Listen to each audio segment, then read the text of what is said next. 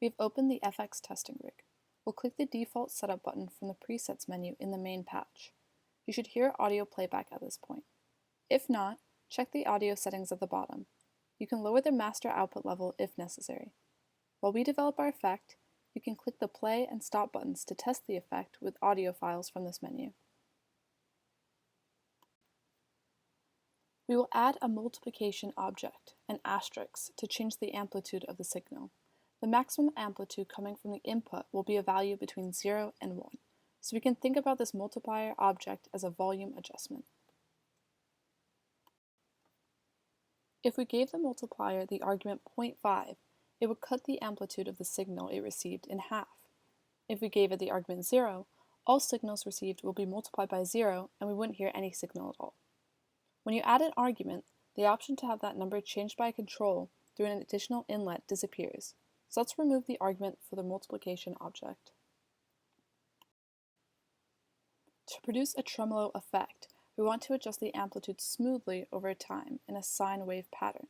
So we'll use a cycle object that transitions between -1 and 1 over some amount of time called the frequency. A cycle with the argument 2, for example, will transition from -1 to 1 2 times in 1 second. For our needs, however, we don't want the amplitude to be multiplied by -1 to 1, we only want the signal multiplied by 0 to 1. So we'll set a mode called phase that remaps the input signal range to 0 to 1. The cycle object then needs some information that tells it how frequently it should transition between 0 and 1. So we'll use a phasor object to output a control signal for the cycle.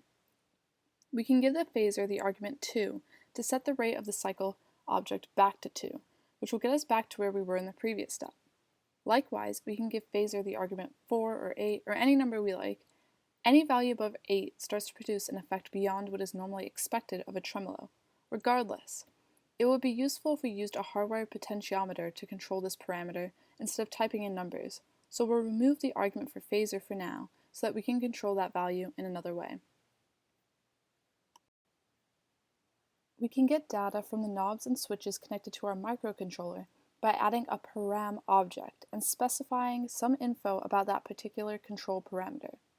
We'll make a new object called param and give it the @name knob1 and specify the @min value we expect to receive and the @max1 value we expect to receive.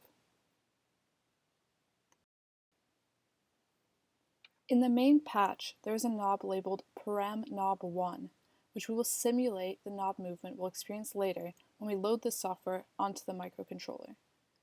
Turning the knob in the main patch and ultimately on our pedal will output values between 0 and 1, so we'll multiply those numbers and tell the phasor object to run the cycle object at that rate. As you move the knob in the main patch, floating point numbers between 0 and 1 are sent to the multiplication object, which tells the phasor to tell the cycle how to oscillate. At the rate set by the phasor, the amplitude of the input signal will go from 0, where there is no sound heard, to 1, where the original level of the signal is not reduced at all. Right now, we've achieved the tremolo effect, in principle, but it would be useful if we can shrink the depth of the tremolo so that the amplitude doesn't have to dip all the way down to nothing and then go all the way up to the full level.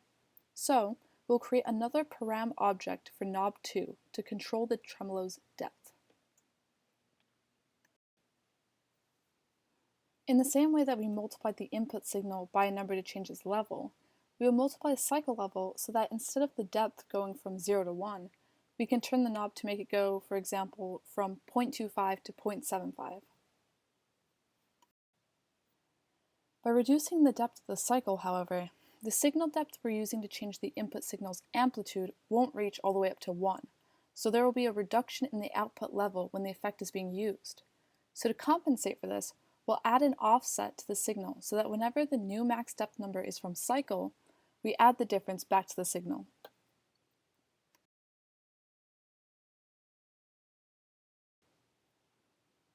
Now we've got the effect working with two useful controls.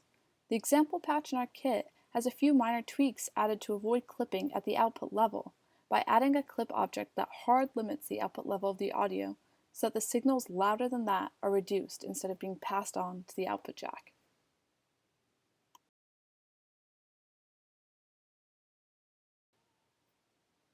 We also added a tweak to avoid clicks and other noises from the potentiometers. When these knobs send numbers, the transition from one number to a new number can cause noise. We've used a slide object so that the numbers count up to new values instead of abruptly jumping there.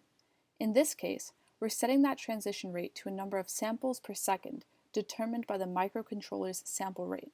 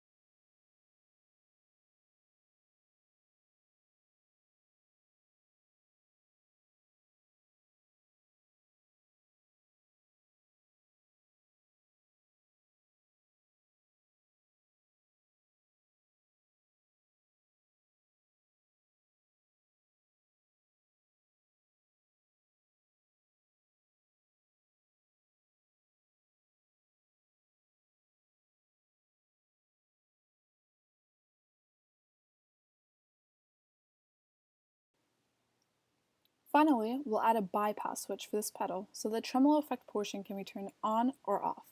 The mix object will take the unaffected input from in its left inlet and the affected tremolo signal in its second inlet.